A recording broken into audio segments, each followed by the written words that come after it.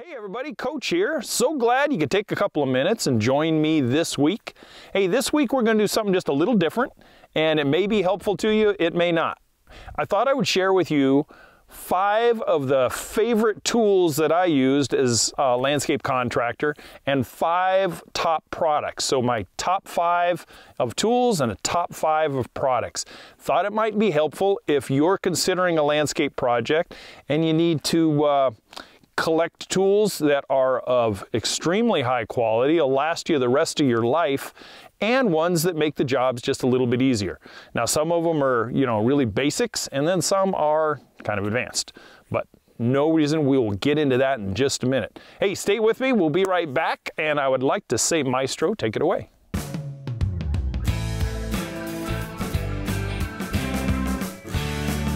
Hey, I'm Matt, and you can call me Coach. Every week, every Friday, I bring with you landscaping tips and tricks, design concepts, and landscape theories to empower you to tackle projects yourself, get the results you want from a landscape project, be a heck of a lot more self-reliant in this day and age, and save a boatload of money in the process. After a 20-plus year career in the green industry, both as a landscape designer, a landscape contractor, retail nursery manager, educated in college through ornamental horticulture, I bring with me a lot of experience and knowledge that I want to share with you guys. The new, self-reliant, modern homeowner of today. Now, one of the things I want to really impress on this video is I want to impress on 2 things regarding these tools and these products. One is reliability, and the other is longevity. And like I said before, if you have those 2 things coupled together in the purchase of a tool that you can either help install a landscape or maintain a landscape, you have really, really dialed in your tool shed and your parts and pieces. There's nothing worse than getting something in April, you go to town and all of a sudden it's done and broke by August. You've just wasted your dollars. So what I'm going to be giving you today are the things that I actually used over the course of 20-plus years really successfully, and ones that I went back to dozens and dozens and hundreds of times, depending on which tool or product we're going to be talking about, okay?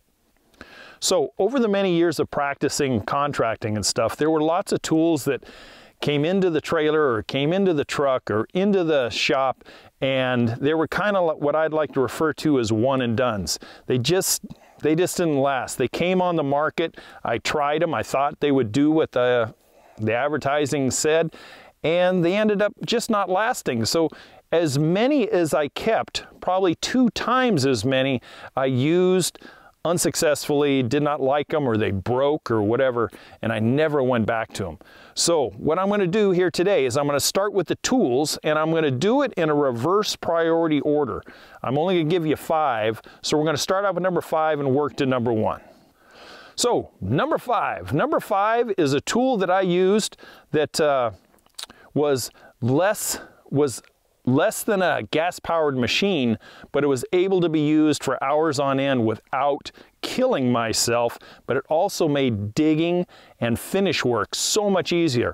And that's the Bosch brand Max Demolition Hammer. It's basically a little mini jackhammer. And Bosch made a really, really good one, and I owned 2 of them in my career. The first one I used for like the first half of my career, and then I was at a job site in a new construction residential area. Somebody broke into the garage one night where I had some stuff stored, and they ended up stealing it. So I got another one, and it is still with me today. Here's a picture of it, but this thing here probably weighs about, I'd say, 20 pounds. I'm not exactly sure, but I'm going to say 20 pounds. And 90% of the time, unless I was breaking out a little dining room slider or master bedroom slider, concrete pad or something, if I needed to break it in half. So what I used mostly was the little shovel attachment that went on the Bosch, and it was mainly for finish work. Finish work in the form of planting in hard, heavy, either rocky or hard clay or hard pan when I was planting trees and shrubs and whatnot, and then mostly for finish work around drainage systems and irrigation when I was getting up next to the house and whatever trencher I had, I couldn't get up right next to the house because I was going to end up either hitting the stucco or brick or downspout or whatever. This was so easy to be able to just tap, tap, tap, tap, tap, and clean it out really easy, and then I could sweep that drain line up. So I used it probably 2 times a week for 20 years and always never failed. So if you're considering something like that, a Bosch Max Demolition Hammer. Fantastic tool, fantastic. I can't say enough good stuff about it. Okay, number 4. Number 4 is the Structron 4-inch trenching shovel. And I don't want you to be led that this is just for trenching, because I probably used it more for planting than I ever did for trenching, but it does work. You know, it does work for trenching. What I really liked about it was, number 1, the length of it. Number 2, the shape and the way it was balanced. The heavy duty fiberglass handle, and then the rubber handle grips on it. And I have gone through probably five in a 20-year career, and the first 4 I literally wore till there was only about that much of the shovel left, and they generally start with shovel like that. So very heavily used, and they held up fantastic. I actually have the first one I ever used, ever sunk in the ground as a contractor. I still have that one, and it's in the cargo trailer today. But Structron, and I found those guys, they used to be at the box stores. They're no longer carried at the box store level. I find them at the specialty stores, and this particular one you can find at Site One Incorporated if you want to go to a specialty. They sell to the public, and you can find them there, which leads me to the next tool, number 3.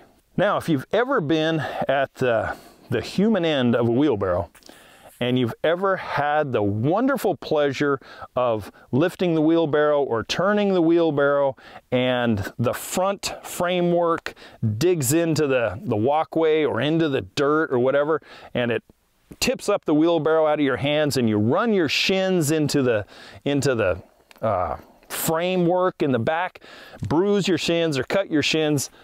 I wish I had a $100 bill for every time that happened, until I found number 3 tool on the list, and that is the Wellmade, literally Wellmade brand 6 cubic foot wheelbarrow. They did it just a little different. Now, I've had some other brands. One that I would speak highly about is the Jackson contractor wheelbarrow. They're very stable, very sturdy, but they still have that square front on it that would dig in if you weren't careful. But the Wellmade brand is one that they did with a tubular design, and the cross brace in the front was well up on the curve, and so you could walk around with it instead, like arm's length, you could walk with it like this, and it would never dig in. And yet, if you tipped your material, it worked perfectly fine. It would tip up on the U-shaped framework in the front, and very easy to use. Lightweight, I could pick it up out of a pickup truck or pull it out of the dump trailer or whatever, but the Wellmade brand 6 cubic foot wheelbarrow generally comes in blue, and that too was always sourced at Site One Landscape Supply. And they're a nationwide brand, and they took over for John Deere. So look them up if there's one in your area. If not, you can order them online, but you can't find them at Amazon. I did not find them there. So Wellmade brand wheelbarrow. Okay, number 2, we're getting off into little bigger boy toys now. This was one of my favorites for a very long time on all the tools I ever purchased.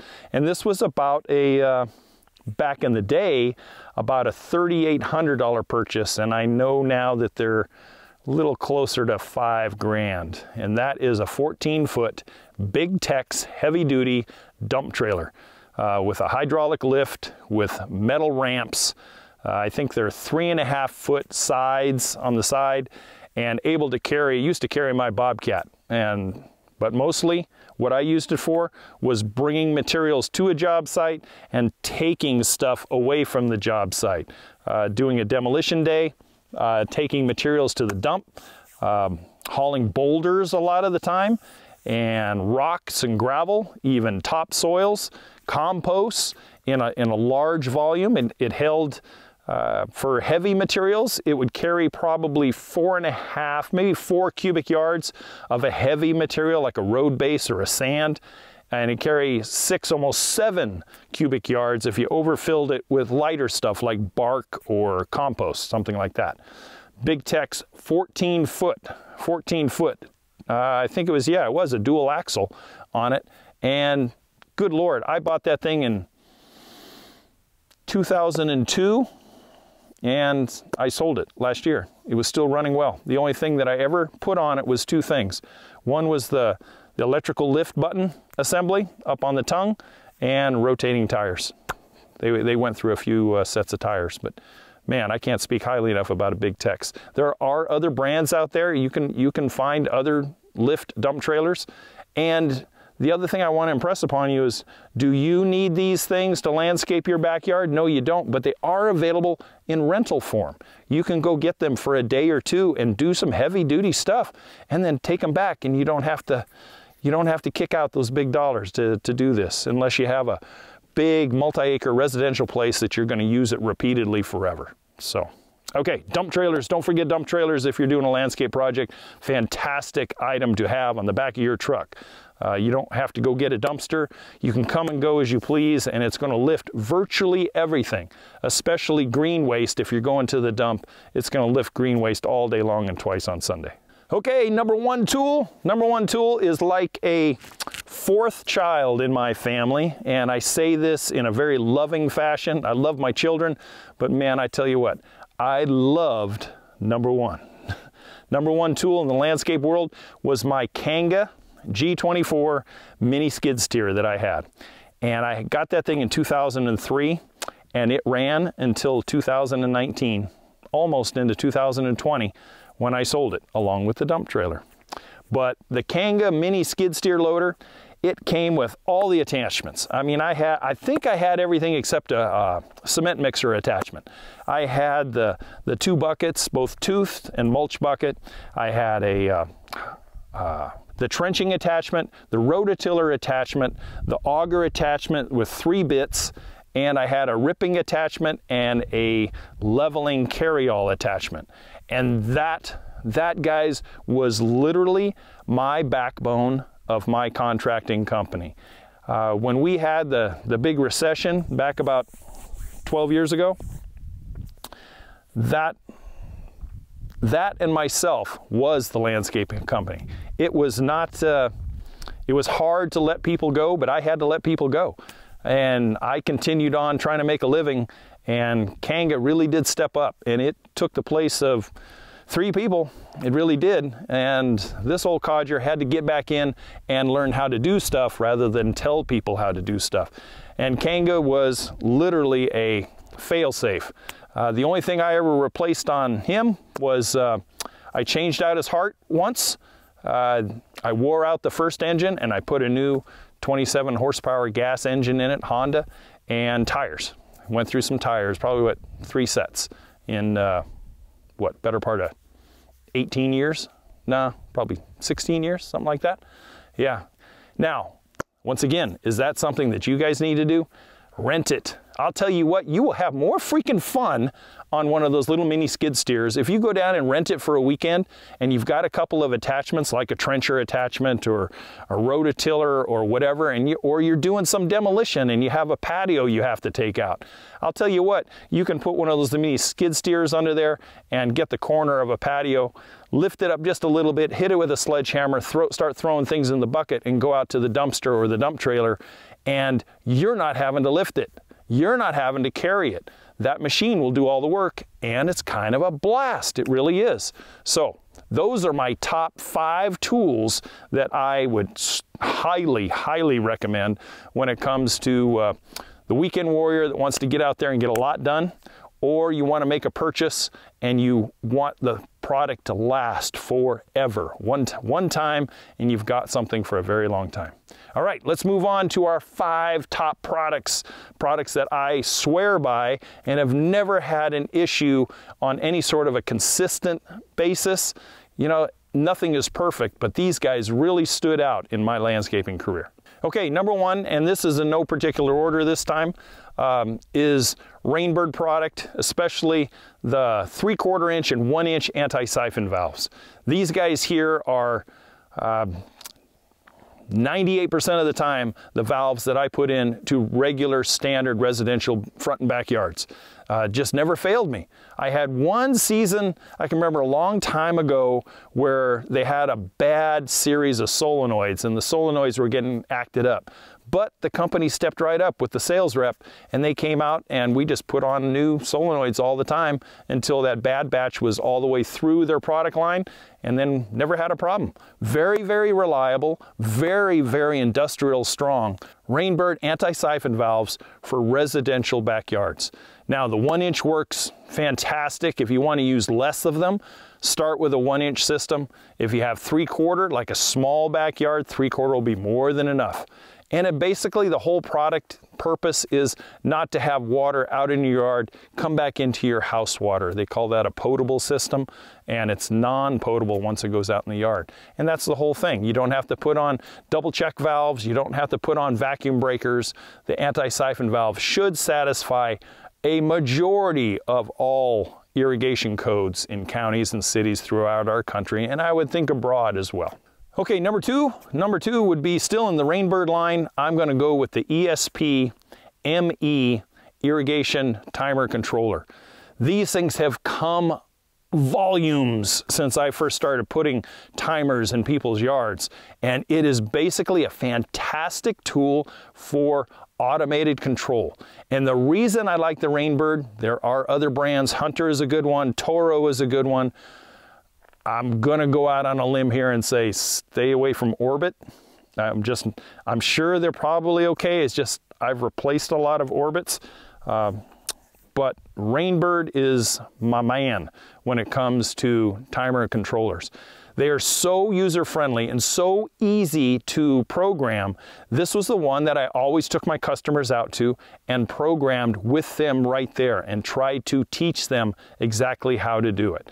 I stayed away from the left-hand side of the dial with my customers and focused mainly on the right-hand side. If you ever see them, you'll know exactly what I'm talking about. Days of the week, time of day, run times, water days, etc., and stay away from the percentages and that type of thing.